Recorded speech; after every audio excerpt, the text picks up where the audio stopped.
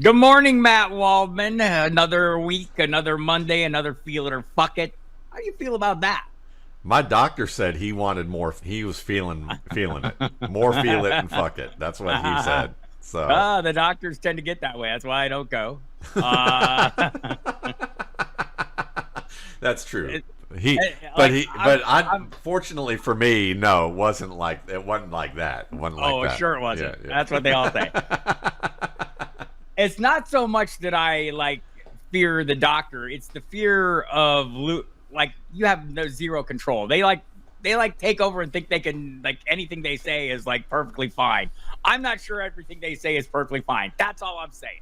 All I'm saying is that all the doctors I've ever talked to that I got to know personally, the prospect of either taking prescription medication or going out to a cabin in Montana with a gun and a can opener and a bunch of canned goods at the end of their life, and they say when they can't open the cans anymore, they'll hope they can still use the gun. That tells seems me like a all fair I need to assessment. know. I mean, hey, I don't know. We're feeling a little I bit don't know. of I- ourselves on a Monday morning, We right? certainly are. All right, then let's start feeling some football issues. And I thought it was interesting this week. Christian McCaffrey gets all the money in the world, and came as a little bit of surprise, but not totally a surprise. If there was a running back that deserves to be locked in at the top of the ranks there, certainly in terms of pay grade, it's Christian McCaffrey, and part of that is the usage he gets in San Francisco. It puts him in the position we love to have him. All of a sudden, we have a Shanahan McVay, I'll kind of tie those trees together, coordinator. And we can carry that over, by the way, if we want to use the Rams version of that to Kyron Williams last year. Christian McCaffrey, 22 opportunities a game. Kyron Williams down the stretch, 25 opportunities a game. Zach Robinson mentioning, though, Christian McCaffrey type usage for one, Bijan Robison, now that he's coordinator of the Atlanta Falcons. He was formerly an offensive coach in Los Angeles under McVay. So Bijan is looking for about 2,000 yards rushing. Feel it or fuck it.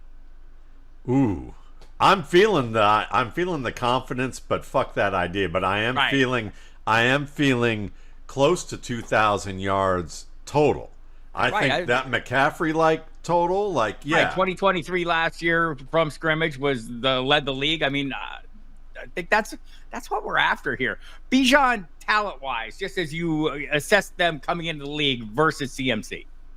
CMC was a more refined runner, but he's in rarefied air.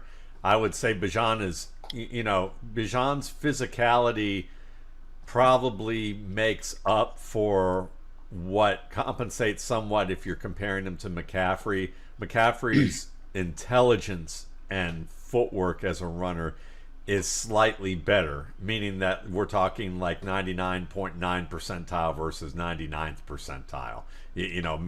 Maybe even that great of a distance. So, I mean, Robinson for me, I haven't projected. And by the way, if you purchase the RSP projections and rankings, they will be out probably tonight. I'm just putting the finishing touches on it today. So if you purchase that for $24.95 at mattwaldman.com, you will be getting an email that has a link and a password.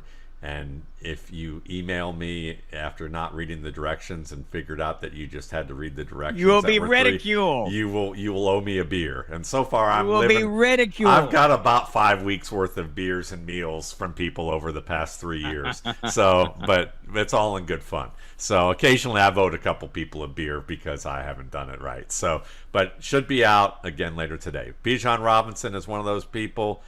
I have him right now at about 342 looks, basically, Right. Opportunities. And I would say touches, he's going to be close to a little over 304 touches, or 314 touches, and at about 1,725 yards and 11 touchdowns, which to me puts him in the realm of top 5 running back Yep. easily. Yeah, I think my expectations are very similar for that, somewhere close to the 300 touch range, the 11 touchdowns, double digit touchdowns has kind of been my expectation. And so I want to spin this out a little bit because we don't all get a first pick overall, right? so as much as we'd all like to have Christian McCaffrey every single draft, let me ask this: feel it or fuck it. Is there somebody you would draft over Christian McCaffrey right now if you were in a single league? Ooh, Maybe, and that would be CeeDee Lamb. Because Okay. I'm a big CeeDee Fair. Lamb fan. And I think he's the I am best too. all-around receiver in the NFL, and he's in an offense that knows how to use him finally, with a quarterback that they know how to finally use too. It's funny, we haven't talked about this, but I'm like 100% on board with CeeDee Lamb, and I've been comparing it to the under Mike McCarthy, the Devontae Adams kind of role, except or at least usage, right? And also Dak Prescott's ability to find him and the target share. I think he had like 2 fewer targets than the rest of the team combined last year. I don't have it in front of me, but it's something ridiculous like that. But to me, CeeDee Lamb, the comparison I make with Devontae Adams is not so much the style of player, the role they're playing, but the unstoppable nature at certain points. To me, Devontae Adams, when he was in the red zone and those bubble screens, like, you weren't going to stop him. What year? That was season he had 17 touchdowns. He was the best goal line back in football because they just used him like that. CeeDee Lamb, to me, when you're running him across the middle of the field, there's no linebacker or safety keeping up with him, and he just dominates that area of the field. And I'm with you. I think that would be my choosing point there as well. I think that's a great assessment, because the thing about CeeDee Lamb that has always made him special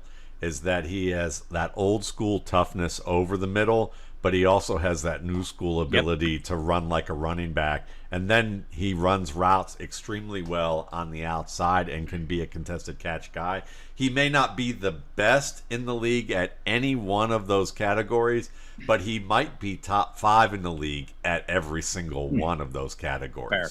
Yeah. So I'll put it this way. For me, if let's say I have 10 drafts, and I'm going to have more than 10 drafts, but let's say I have 10 of those for Matt Waldman's terms, like if Matt Waldman's stretching it, he would have 10 drafts, Right. So like if I had 10 first picks overall, I'm going to have probably a 60-40 split. McCaffrey 6, and CeeDee Lamb is definitely my next man up. I might mix it up a little bit more and throw in somebody else just to keep it, keep things fun. But the point remains, we pretty much Christian McCaffrey is running back 1, but let's talk about some of the other possibilities.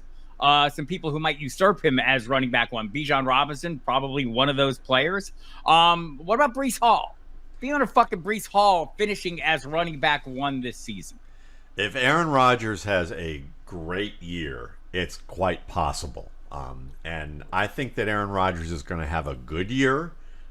We'll see whether his weapons like Mike Williams and Allen Lazard can stay healthy, and Malachi Corley can actually come to the forefront as a gadget player or wide receiver 3, or Xavier Gibson take another step if that's the case. He's coming in the camp as a starting receiver. And if all that clicks, then really Breece Hall getting 300 touches is just the baseline of what could happen. And I know Braylon Allen's looking good catching balls in camp right now, and Allen could be a really nice late round possibility for you in an offense that I think could fit him. But Hall right now, for me, I have him at about 1,600 total yards, about 300 total touches, and again, double-digit touchdowns. So you're putting him in your top 12. And when you saw what he did last year, in terms of just straight talent, the fact that he was not himself at the opener, and he played well in the opener, despite not really being able to move with the acceleration and change of direction, quickness, and sharpness that he had pre-ACL tear, and then you saw him gradually get his knee right and be confident in his knee at the end of the season and play as well as he did. He makes it look easy. He always made it look easy at Iowa State. And I think that the NFL is becoming easy enough for him on the level that it can be easy. And as a talent, I think he's maybe a top 5 back in talent right now. He could easily be a 12 touchdown back just rushing and get you 1,500 total, 1,500 yards just as a runner. And if you add that, he could be in that 2,000 total yard club too this year. So yeah, I mean, to me, it's just whether the Jets offensive line can stay healthy, and that's a big if. So for me, that's why he's more at 1,600 total yards than 2,000 total right now. Yeah, I have him in the same range. I think a little over 300 touches seems pretty reasonable. I think him getting 300 touches, the explosive plays will follow. They have all along, and that's the thing that could set him apart a little bit from the crowd. So I feel the possibility, not my expectation though. I mean, if I'm deciding today, if you slap me awake at 4 a.m. with a flashlight in my face, it would be CMC all day long. But we're doing an exercise here. So Breece Hall definitely with one eye open, huh? Breece Hall definitely in the conversation. Should Saquon Barkley be in the conversation in Philadelphia? Feel it or fuck it. Oh, I'm fucking feeling that. Vengeance is mine, saith Saquon Barkley to the New York Giants. I think, I'm looking at 330 touches. No, 313 touches, and we're looking at about nearly 1,700 yards and about 16 touchdowns. I mean, looking at this, Kenneth Gainwell's kind of good in the red zone. He's kind of shifty that way. But beyond him, and unless Tyrion Davis-Price or Kendall Milton III becomes the goal line back and has a great camp to do it, Saquon Barkley is going to be on the field all day, every day, all the time. And 100%. Yeah. So for me, I feel like I am being conservative saying that he's going to get 330 touches, and the only reason I'm doing that is because we saw huge workloads from him early in his career, and maybe the Eagles feel like they don't want to completely wear him down, but I think he's getting at least 30%, if not 33% of the touches in the backfield this year. And if DeAndre Swift made people gush behind that Eagles line, with Jalen Hurts being the running threat that takes away defenders in the box, I mean, let's not even get started with what Saquon Barkley could do. Saquon Barkley it's going to be Breece Hall and Saquon Barkley probably leading the league in breakaway runs, with Bijan Robison not that far away. Right. So this year and maybe next could be Saquon Barkley's like shining hour, and this will be the year I may take Saquon I'll be happy that I don't have to take Christian McCaffrey, and chomping at the bit to take Saquon Barkley in the first round. Have been acquiring more shares of Saquon Barkley. It's growing on me, and for all the reasons you outlined. There's a little tip, Saquon. I know you listen to this on the regular. Score from 5 yards out. Just more of that. Less to, like, it almost feels like, a natural regression is going to come for Jalen Hurts. Well, I mean, I don't know that that's going to be desired, but we have a new offensive coordinator, a new center. I don't know that changes. The new center doesn't change the dynamic for me in terms of the tush push or the brotherly shove. It sounds much more gentlemanly. But Matt, I am very gentlemanlike. But just thinking he's not going to score 15 touchdowns. I think that's always the concern for people drafting Eagles running backs right now. Oh, Jalen Hurts is going to score all the touchdowns. Not necessarily. Saquon's going to score his share this year, I believe. So I'm feeling it as well. I think he should be in this conversation. Love getting him, whether it's at the tail end of round 1 or sometimes slips early into round 2. I'm super enthusiastic about that. As long as he doesn't try and make that extra move at the line to score because he's motivated by the fact that Jalen Hurts is going to punch it in if he doesn't score from 20 and starts losing 3 and 4 yards because he's trying to be Superman. If he might have a little bit of that early in the season, but I think he'll make that correction, and we'll see a strong run from him, and he'll be worth that first round pick and then some. My guy Jahmyr Gibbs did very well last year. I'm not going to run a victory lap here. It's unnecessary. No. Everybody knows. Everybody already feels that. Just the look on your face as you say that is just priceless. So a little talk this week though about more usage as a receiving asset in this offense, maybe lining up in the slot. I feel like every year we hear this about somebody, and every year it doesn't come to pass. They do have another very good back, David Montgomery. Jahmyr Gibbs working more as a receiving asset. Feel it or fuck it? I'm feeling it, but not so to the extent that we're going to go overboard with it. I'm going to have him at about 61 receptions this year, 454 yards, a few touchdowns. I don't think we're looking at that and saying, 700 yards as a receiver. And I think part of that is they already have. They want to line him out outside. That's one of the things that they're talking about. And that's where they kind of need him, because Amon-Ra St. Brown and Sam Laporta are really inside guys who can do some outside work. But with Gibbs, what they're really looking for right now is, Can we get Donovan Peoples-Jones to get open downfield? Can we get Jamison Williams open downfield? Beyond that, Antoine Green? I mean, there's not really much there in terms of proven primary talent on the outside. So Gibbs may give them a little bit more imaginative. They can be a little more creative because of their top three ball getters are really Amon-Ra St. Brown, Laporta, and Gibbs. So, I mean, they're working well with it, but I think Gibbs, you're looking at really overall about a 1,500-yard player in total yards, probably going to give you about 10 to 12 touchdowns. And that's great. That's RB1 caliber. Yeah, I just don't think you're looking at him as the top three talent at the position for fantasy. I have him outside that. I think, currently, I think on the Football Guys rankings where we also play our trades, he is 4. I might have him slightly lower. I might like Barkley a little bit more this year. But great offensive lines for both of them. It's a pretty close call on that. So, but I think that's the range you're going to have to pay for him. And I too am not going to get over enthusiastic about all this talk about him being a super duper extra special receiving asset this year. Until I see it, I'm going to count on him to be something similar to what he was last year. And for me, that's enough. Yeah. By golly, there you have it. Feel that. Josh Jacobs getting 20 touches a game in Green Bay. Feel it or fuck it.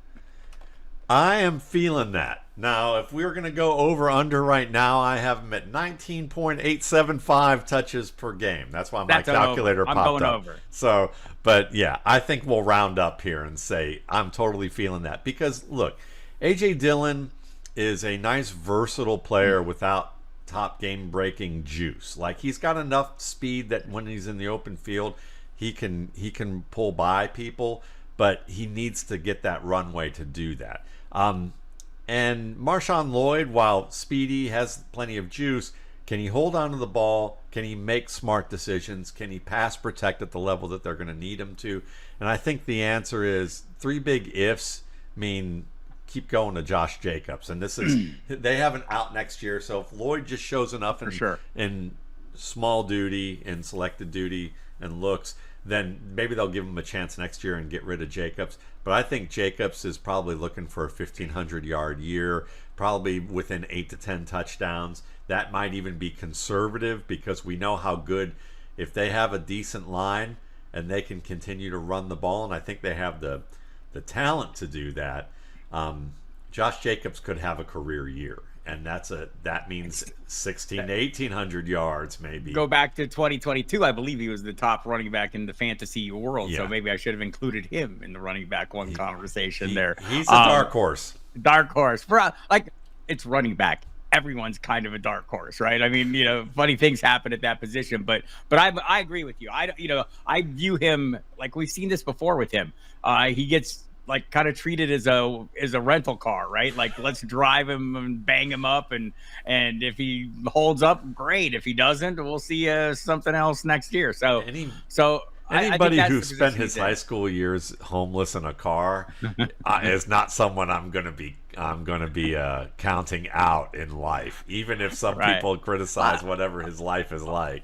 A lot of buzz for Lynch, who you mentioned, but I don't see it this year. I don't think that's the plan. And you're right. The fact that they have it out, everyone looks at it, it's a 4-year contract, but not really. And that just kind of, to me, opens the door to super heavy usage. And I'm interested to see what Matt LaFleur does with him, because I'm interested to see pretty much everything Matt LaFleur does. I'm super impressed with his abilities as an offensive play caller, and the things they've built in that passing attack. This is a great compliment to all that. All right, then, we're feeling that. I never feel DeAndre Swift. I got a fuck him bias. DeAndre Swift getting featured treatment in Chicago, and even if he does it matter? I mean, 1,049 yards last year, great rushing season for him. Jason Wood pointed this out, our buddy at Football Guy. Can you draw the straight line between these two situations? I think it's hard. Yeah, I would agree. I think that this is a 3-headed backfield that will probably become a 2-headed backfield if Khalil Herbert can't stay healthy, which has been kind of the issue. Or gets traded to Dallas, which casting. Traded to Dallas, which casting. Yeah, see, that could be really nice too. But Swift, for me, I'm looking at probably close to 180 touches, or not 180, about 150, 160 touches. and we're looking at maybe 800 yards and 6 to 7 touchdowns. I think that's probably the realistic aspect, because Swift doesn't run well between the tackles, but he's certainly explosive in open field, and they'll get him open field opportunities. He'll run draws and screens, especially with what Caleb Williams can set up and those wide receivers can set up. That's going to be there for him. So he's going to get big plays in the passing game. So I think you got to give him at least 7 yards per catch average as a player in the receiving game as a result of that. Herbert, is probably the best inside runner with the best game-breaking skills. He's just not the most powerful guy and hasn't held up, and he's not a strong receiver. So he doesn't.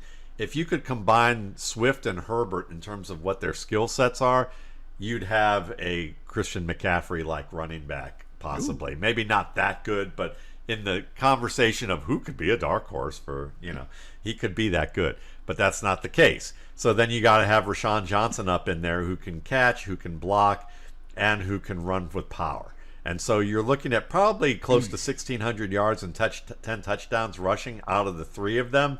But Herbert's probably the best bet to get closest to 700 yards. The rest are probably combining for 700 yards. I think that's fair. I think Swift's, high end comes as a receiver, a receiving asset. In Philadelphia last year, they tended to focus more on the receiving assets than him as a receiving asset. So you had those great targets in A.J. Brown and Devontae Smith. And I'm not even going to throw Dallas Goedert in there because I don't think he was they focused pretty heavily on those wideouts. In Chicago, we have a rookie quarterback coming in, which would maybe normally be good. But look at the targets they have down the field. DJ Moore, Keenan Allen, Rome Odunze, Cole Kmet coming back as well. I mean, I kind of feel like he's in the Goddard category. But either way, you wonder if Swift is going to get that receiving workload that would really set him apart. So I think I'm not as excited about DeAndre Swift. I feel like I'm letting you down, DeAndre, and I'm sorry for that, but it's history, man. That's when all three of those receivers you mentioned are all very good after the catch, so they're good short to long guys as well. And so that's just kind of a thing. But the nice part about that is that Swift will probably be highly efficient. It's just that he's not going to get the level of volume that people think. Now, he's super excited about being in there, but maybe part of that, too, is that he knows he's not being counted on to be anything more than what he really is. Like, he knows what he's best at, and he knows that he's going to have some big opportunities to shine in that role. Okay, so now we get to the people have demanded this, Matt Waldman. The people are feeling this. They say, fuck you guys, get us some Giants content in here. Not really, I just made all that up. But we have some Giants content. It sounds like Giants fans, though. I thought I would preface it. So, last year my big argument for Jahmyr Gibbs was the cost in drafts compared to Bijan Robison. If we were looking at all the things we were saying about Bijan Robison being fantastic and why he was going to be a huge success, I said, why would not Jahmyr Gibbs be this 4 rounds later? Well, the gap between them isn't as big, but let's say Marvin Harrison at wide receiver 9, 13th pick overall, or Malik Nabers at wide receiver 20 with the 28th pick overall. Who you feeling? We know who I'm feeling. I've been feeling this guy all along. It's Malik Nabers. It's not even close, to be honest. I have Malik Nabers as a 1,000-yard receiver with 82 receptions and 7 touchdowns right now. He's going to account for over a quarter of the receiving touches among the receiving core in this team. He's the receiver that ties that room together. He's the primary guy right away. He can't be covered right now in camp. I know it's just camp, but you're going to continue to see that theme with him. He is going to be. It's been a lot of over the top reporting about this, and understandably, if you watched the clips on your X device, you've seen it. Yeah, he can. This guy can do everything that you need him to do at a high level. To me, he's probably going to be a top 15 receiver this year, and he's not going in that realm. And then when you look at, at Marvin Harrison, I really love what Marvin Harrison can do, but I have him at about 928 yards, 77 receptions, and 6 touchdowns. It's not that far away, but he's going higher. It's the opportunity cost. It's the opportunity cost. And I think there's a greater floor for Marvin Harrison than there is for Nabers. On optics, people think, what are you talking about? Kyler Murray's better than Daniel Jones. But the problem is that Malik Nabers offers more ways to win than Marvin Harrison, who needs a quarterback too, who relies better, who's better with timing, who's better at getting the ball out when it should be coming out, and who, when he scrambles, he has a player who can work with him. I think Harrison can to an extent, but Murray's kind of that guy that takes too much time, winds up creating too much to the detriment of his receivers in terms of using his legs, and then blames his teammates for things that he probably should have done better on the field. Whereas I think Nabers, he's just somebody, get me a good quarterback who can throw me the ball. And I think if Jones is competent enough, that I think this is going to happen. Permission to climb on my soapbox, sir? Granted. All right, climbing up there. Don't shy away from receivers with less than ideal quarterbacks. And I'm going to go through the list again. Last year alone, we talked about DJ Moore. He was wide receiver 6 playing with Justin Fields and Tyson Bagent. Mike Evans was wide receiver 7 playing with Baker Mayfield, who nobody expected to have the season he had. 2022, Amari Cooper, wide receiver 11, playing with Jacoby Brissett most of the year. Tyler Lockett, DK Metcalf, same season, wide receivers 13 and 14 with Geno Smith, far outperforming expectations. But the better example is Adam Thielen.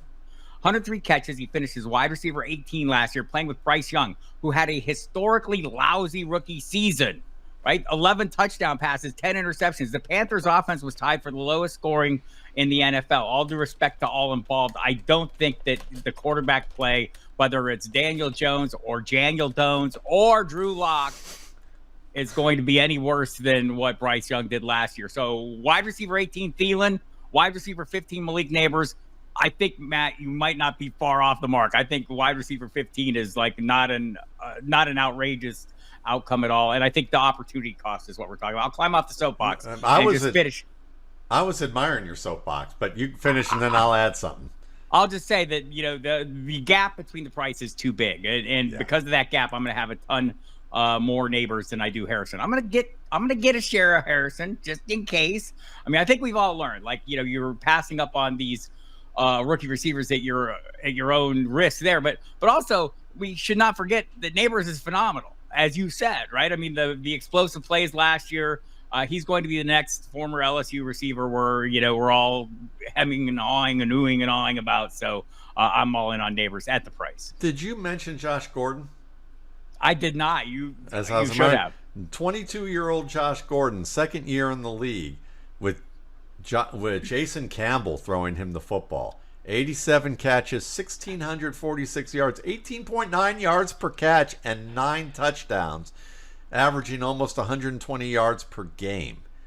Okay? And he only caught 54.7% of his catches, of his catch opportunities, which is not very high. That's like Gabe Davis-like percentiles right there. So again, Malik Nabers, totally loving that soapbox stance on him.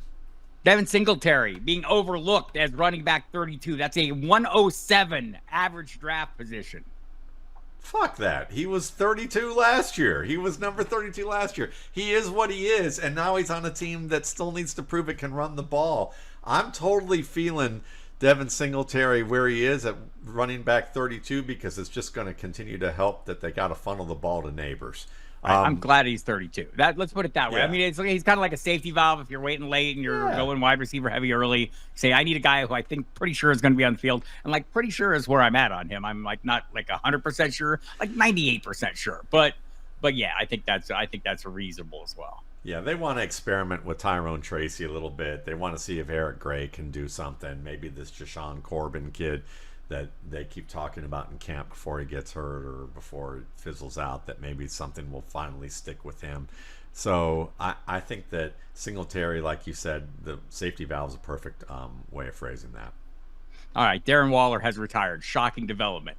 Congratulations to him on his new music career. Are you feeling Theo Johnson, the rookie that everyone seems to be excited about, or is Daniel Bellinger the guy that we should be looking at?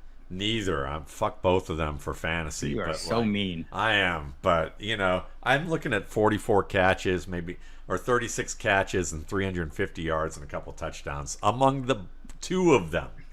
I don't even see, because I mean, look at this. You look at this team, and they're going to be play action game guys. Theo Johnson probably has a shot to maybe be 11 to 12 yards per catch, but it's going to be on zone routes where play action is going to be the thing. But they're going to have to generate enough value in the run game to respect that long term for the play action to work. It may work early on, over the first half of the season.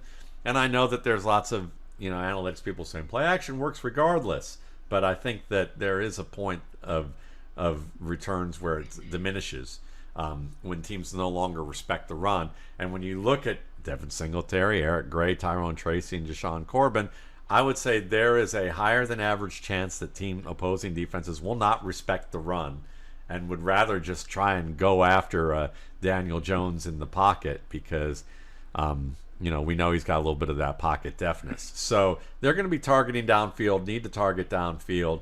And Johnson is more of a zone player now. He wins on zone. He doesn't win on man. They're going to have to scheme things for him.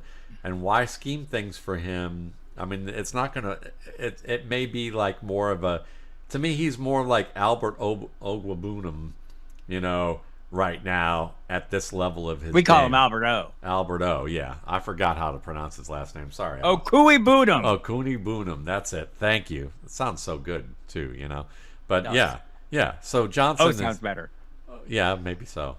But yeah, Johnson is certainly someone that has a nice future, but the future isn't now. I tend to agree with that. And with that, we end the Giants portion of this broadcast. For the rest of you, it's time for the Wake Yinzer. up! It's the Yinzer portion. Steelers, I'm going to start with this, throw you a little curveball. Pat Freiermuth, there's some reporting out of, the Steelerland, the OTAs, etc., that Pat Freiermuth's been making tons of plays. I know we're getting, a little bit deep here on the tight end situations, but he's currently tight end like 16 on the Football Guys rankings. Is he a guy that's maybe worthwhile drafting? We know Arthur Smith. The Steelers have traditionally gone 11 personnel like 75% of the time for the last, 10 years or more. They're not going to do that anymore. Arthur Smith was the top 10 in the league, or the Falcons were the top 10 in the league the last 3 seasons in 2 and 3 tight end sets.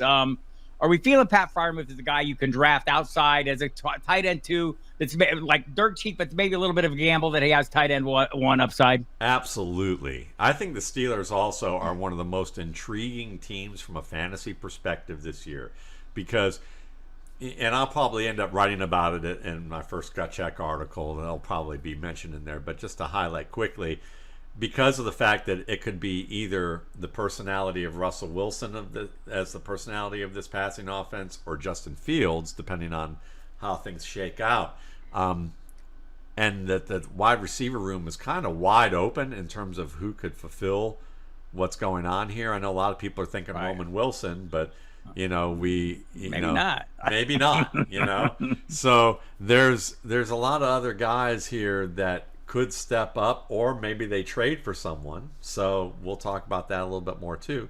So, Freiermuth might be the most accomplished receiver, period, on this team. When you think about it, I mean, he's a good route runner. He gets open, and he's kind of what Michael Mayer wants to be. I think people are going to overlook this just based on the I want to say the malpractice we saw in the usage of Kyle Pitts under Arthur Smith, right? But there was a lot of tight ends on the field a lot of times. I don't know if any of the other personnel, they don't have a Jonnu Smith type or, some of the weird players. They have Darnell Washington? Well, they do have one of those weird guys. They brought Michael Pruitt over, a former Falcon and Titan. So we'll see. Hey, tell that thing to behave there.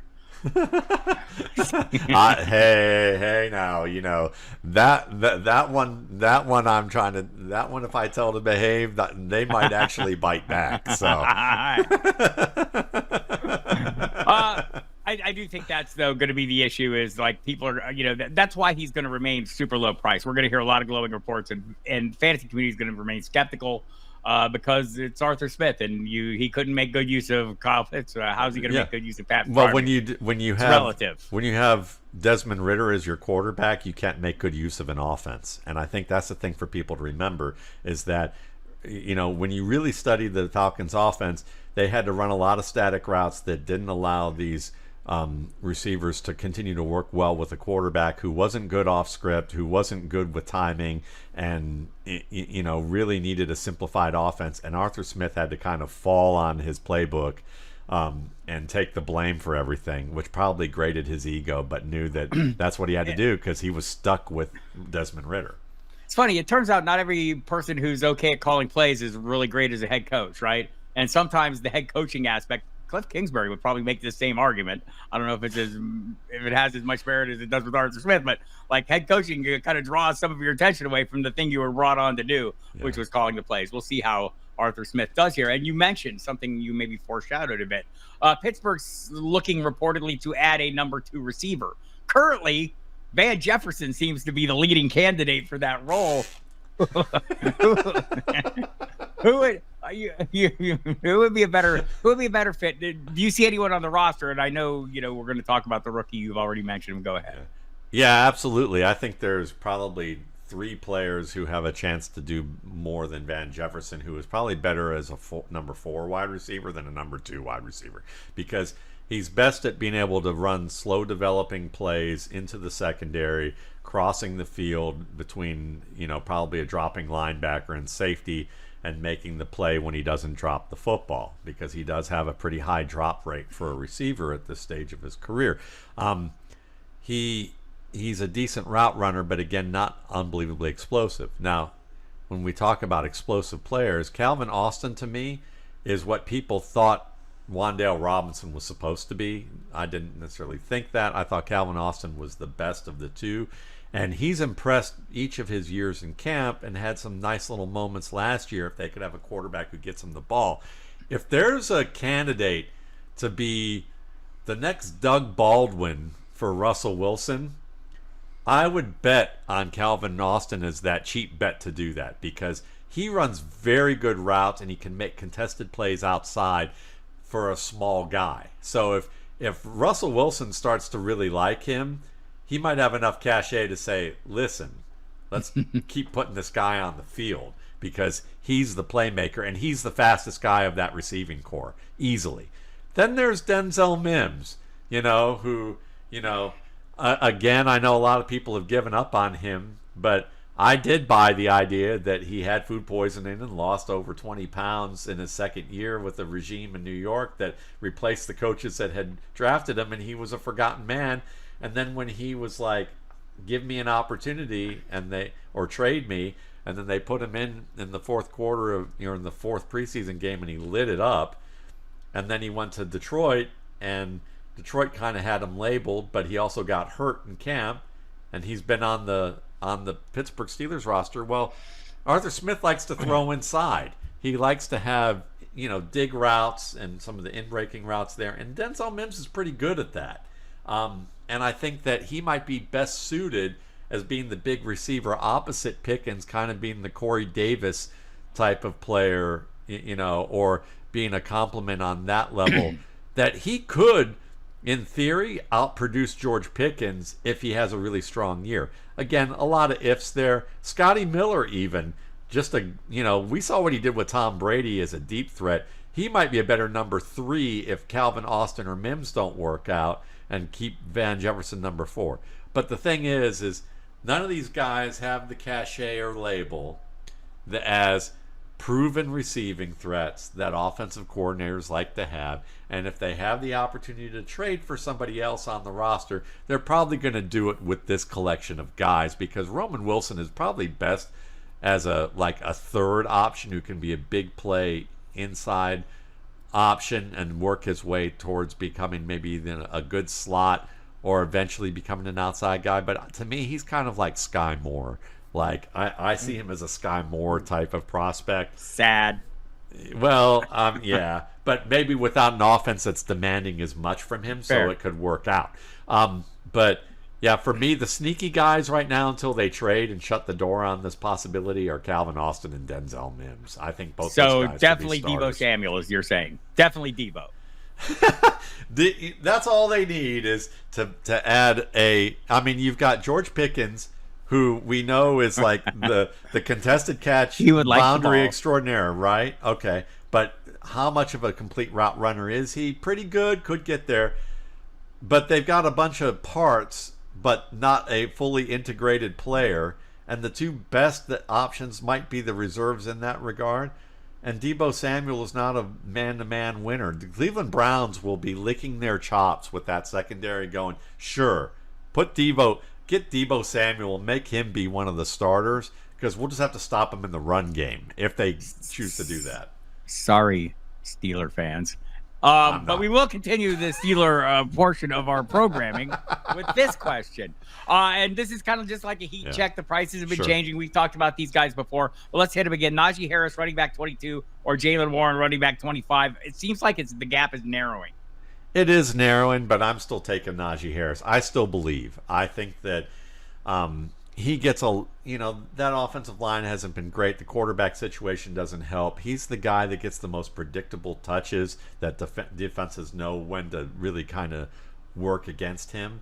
But I see him as probably a 1,200, 1,300 yard player overall with about 11 touchdowns. And I see Jaylen Warren, who's done really well, as more of a 1,000 total yard player with maybe about 6 to 7 touchdowns. And I think we're going to see the gap widen a little bit because Arthur Smith, I think, also knows what he has. And we know that Arthur Smith can create a run game. We've seen that thus far in his career. And Najee Harris fits that running back style more than I think Jaylen Warren does.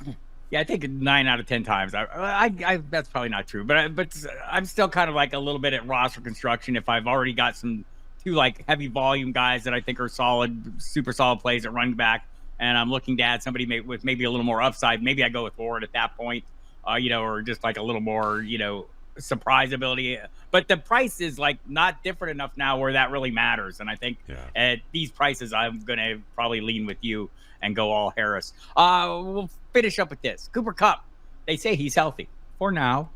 I've heard this "he's healthy now" thing before. But what's his value? Is he like, what is he? Is he he's previously been a wide receiver one. Puka Nacua is there now. He's locked in. Everyone is drafting him. What I feel like is near his ceiling, well inside the first round. Running back or wide receiver into 6, 7, 8, somewhere in that range. Cooper Kupp, is he a wide receiver 3? Is he a limiting factor for Puka? What do we see him as? What do you feel that fellow as, Matt Waldman? I think he's a fly in Puka Nakua's ointment. That son of a and bitch. I think that Demarcus Robinson is a fly in Cooper Kupp's ointment, and that really Puka Nacua is the only guy who you're going to get the value that you draft him at, as long as you don't overpay like early for like first round wide receiver, sure, at the end of the first round.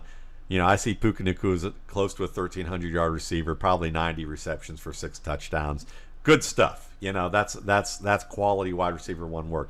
But I see Demarcus Robinson being maybe an 80 target player, catching maybe close to 50, a little more, and getting close to about 750 yards, but 8 touchdowns. Based on last year, that will be a lot of touchdowns, and it's perfect. Like we're doing a series of football guys on overvalued, undervalued. We're in the deep sleeper portion, and that's going to be my wide receiver, my top wide receiver choice is Demarcus Robinson. You look what he did down the stretch last year; it's phenomenal. I think you nailed this correctly.